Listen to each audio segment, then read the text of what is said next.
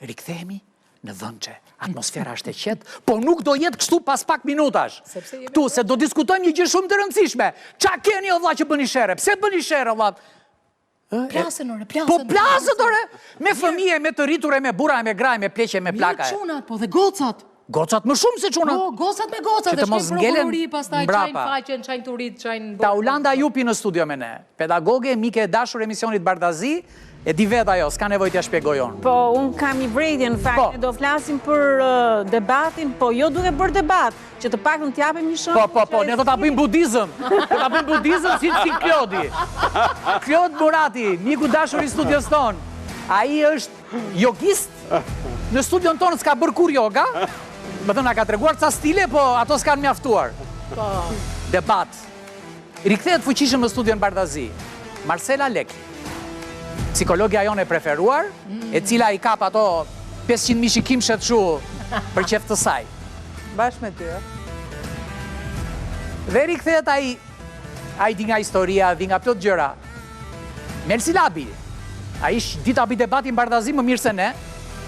Do ta shikoni vetë. Mirë se erdhën Bardazi sonde. Ne po knaqemi, nëse doni kemi dhe kafe super, t'ju mbajmë zgjuar. Jo, do ta shikoni njerësi jeni, nëse jeni pa adrenalin, çfarë kanë këta të rinë të sonte? Nesër, pas nesër, dje, pardje, pse ju haku rizi? Dje 2. Pse ju haku rizi këtyre? Me mua e keni se... S'kan ujë të lajnë si italianët. Unë mendoj që se mora kështu fjallën e para, po me që jemi nga ta njerë kemi në kontakt, nga kontakt me të rinjt në fakt, është për të ardhur keq që ajo që ndodh me të rinjt në fakt është reflektimi asaj që ndodh në shoqërinë shqiptare. Do me thënë duket sikur dhuna është mjeti me cilin shqiptarët kanë filluar të bashkëjetojnë, edhe duket sikur është mjeti me cilin përpiqen të zgjidhin çdo gjë. Do me thënë në mungesë të komunikimit, dhuna është ajo që po zë vend për ditë, që në institucionet edhe qoftë arsimore, qoftë politike, në rangit të ndryshme të shoqërisë, ne kemi në vend të komunikimit kemi dhunë. Përse e bëjnë këtë gjë? Marcela, e bëjnë për famë, e bëjnë për të dukur, e bëjnë për ato videot me kë që përmendët ju me Erioni, se ju i keni marrë në qafë, ju e keni fajin. Jo, ju që që kemi atë Realisht kjo është një nga arsyet e para njerë, që po shohim modele që të rinë po transmetojnë në rrjetet sociale, në Instagram, TikTok, duke marrë modele të dikuj që është i fortë, dikuj që është VIP, dikuj që ka një PR tepër të lartë, duke përdorur modele të ndryshme dhe çfarë ndodh tek moshat adoleshentë, që sigurisht është mosha më delikate, normalisht që fillojnë dhe imitojnë, por duke nuk marrin parasysh sepse këto imitime arrin deri në fatalitete. E para është një ndër to, dhe e dyta janë dhe rastet të më thënë që janë duan të duken të fortë në shoqëri, duan të dominojnë, sepse relativisht shoqëria ka një ndikim tepër të madh. Tani në shoqëri kur thua përpara gocave, se përpara çunave, apo duan ta tregojnë forcën dhe brenda gjinisë? Sigurisht që brenda gjinisë mendoj unë tani, sepse nuk kemi parë që një djalë të rrihet me një vajzë. Jo. Moshë adoleshente. Bëhen agresiv që t'i shojnë goca, është kjo... Po marrim në bazë të analizës së fundit, konfliktet së fundmi ka ndodhur mes dy gjinive, në moshën 15-16 Po nuk janë konflikte, o Marcel, nxjerrin thikën dhe çajin zor të bardhut. Nuk janë konflikte këto, nuk janë një grush, nuk janë një shpull.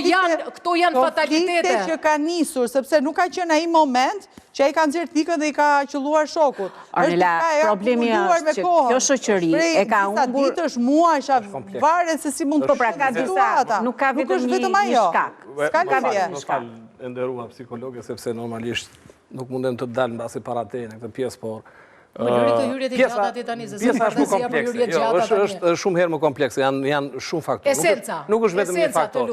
Esenca, mungesë e edukimit, shembujt promovues. Si mungesë e edukimit fajnë pritrit. Mungesë e edukimit në programet, që nga programe shtetërore, familja, shoqëria, problematik në shkolla. Shpete zinxhir. Modelet që merren si shembuj. Po i bëj juve një pyetje gjithë tavolinës. Po, kush është kampioni shqiptar i shahut? Unë e di. Su vjen në mendje tani. A dhe cili është kriminali më i madh për të muaj? Aha, e di edhe atë. Ai shikoni, televizionet janë pa filtr. Okej. Japin vetëm, nuk japin emisione edukimi, kemi vetëm kronikë të zezë, sepse ato tërheqin ato. Për ta plotësuar atë që thot, për ta plotësuar atë, ka një gjë që shoqëria shqiptare ka humbur sensin se çfarë do të emision edukimi, atëherë sa do e kemi shikueshmërinë e një target saktuar apo adoleshencës në thonjza? Dhe cili është misioni i televizionit? Domethënë, ideja është misioni i televizionit? Misioni ka një klauzul që është edukimi. Çdo gjë duhet të jetë e filtruar në ato që transmetohen. Jam dakord. Jo çdo gjë duhet dali shablon, si themi, në shqip fare aty në media, domethënë u vra, u pre, u bë dhe ky djalë vrau këtë, ky përdori këtë taktik, ky përdori këtë metodë tjetër dhe normalisht që këto fillojnë imiton edhe pjesa tjetër e grupit. Por nuk është kjo. Nuk është kjo e para, ka shumë rrethana dhe nuk është një klauzol e caktuar që është kjo, ose të bëjmë një analizë, është ky. Nuk është një faktor që nuk është një, janë disa dhe për të arritur deri në një konkluzion, duhet marrim të shumta. Është një zinxhir faktorësh, mendoj unë. Ndoshta mund të jetë shoqëria, ndoshta mund të jetë ndoshta janë edhe alienët tyre. Edhe alienët e kanë fajin për këtë. Erian, të lutem, kam nevojë të bëj një zhvillim. Ti mos jesh po merr pjesë në debat. Dgjoj, ideja është këtu që nëse bëhet kjo mbase domethënë kam një tipologji tjetër, nëse ndërhyn njëri, ndërhyj tjetri që këtu nis sherrri.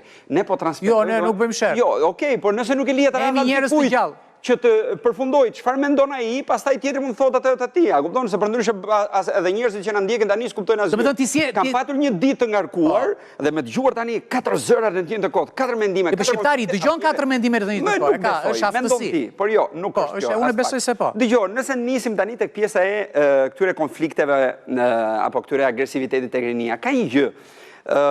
E tha për shembull Ornela dhe e thon tër, ky brezi sot, çfarë ky brezi sot? Ky është një bulizëm që ne i bëjmë të rinjve sot. Unë nuk kam dëgjuar asnjërin që t'i thoj, "Hey, e bëre këtë se ke bërë, s'ka gjë, nesër ti do ta bësh më mirë." Ta vrasi fare nesër. Një sekond. Sot e plagosi nesër. Po ju jeni të rinj paçu, bëni këtë. Po pse? Domethënë, dëgjoj, për plasje brezeve, por nëse ikin edhe po pra, nëse ikin tek prindrit tan, gjyshrit ja kanë thënë, nëse ikin pas edhe gjyshe, pra, unë mendoj që kjo është nëse e nisi më shumë herë, domethënë më përpara. O Klodi, po qa thua, Klodi, se ta thash shumë mirë Erioni tani. Sot e plagosi, nesër ta vrasi, ti marri mjetën. Jo, më absolutisht as pak. Nuk i dëgjon askush këta të rinj. Domethënë, ti vete që në shkollë, vajza ime është viti i parë që ishte 10, ju e dini që mori pjesë në shkollë. Kush duhet i dëgjojë? Një sekond. Vajza e mori pjesë në shkollë këtu. Dhe ajo ka lindur e është rritur në Belgjik. Dhe nuk është mësuar që të dëgjojë mësuesin, si edhe e kundërta, ti bërtasin nxënësve, se ke bërë këtë? Edhe merr kur dilte nga shkolla thoshte, babi thoshte ajo i bënte këtë bëre. Thoya babi, po s'ka gjë, domethënë ajo nuk e ka me ty personale. Pra, dy janë mësuesit kryesorë të jetës tonë. Prindrit që na mësojnë të ecim dhe mësuesit që të edukojnë se si ti. Ore, po kur prindrit janë vetë ashtu valla. Një pra, unë këtu e dua të dal tani. Kur ti ke një në shtëpi, domethënë dy prindër që zihen, shajnë, bërtasin, automatikisht fëmijët çfarë bëjnë? Nuk kanë fuqinë që t'i kthejnë prindërve. E marrin, e mbartin ato e dhunë dhe shkojnë pastaj ku? Tek shoqja, tek shokët. Dhe sepse diku duhet të shfryjnë. Mësuesi nuk e dëgjon, as nuk i thon, zemër, çfarë ke ti? Se nuk ka një gjë që nuk shkon tek target është mësuesit vetë dhe i kritikon direkt. Unë e zëri. Se target do të vëmë, ose mësuesi. Dëgjoj, janë të dyja bashkë. Energjia e prindërve kalon tek fëmia. Dhe fëmia shkon pastaj edhe e derdh në shkollë. Por nëse mësuesi nuk e dëgjon, sepse hajde familja nuk e dëgjon, por nëse mësuesi nuk e dëgjon, kush do e dëgjojë? Po ka një gjë për te familjes edhe për te shkollës. Shoqëri që mundon të marrin modele të gabuara. Tu ka një gjë për te familjes edhe për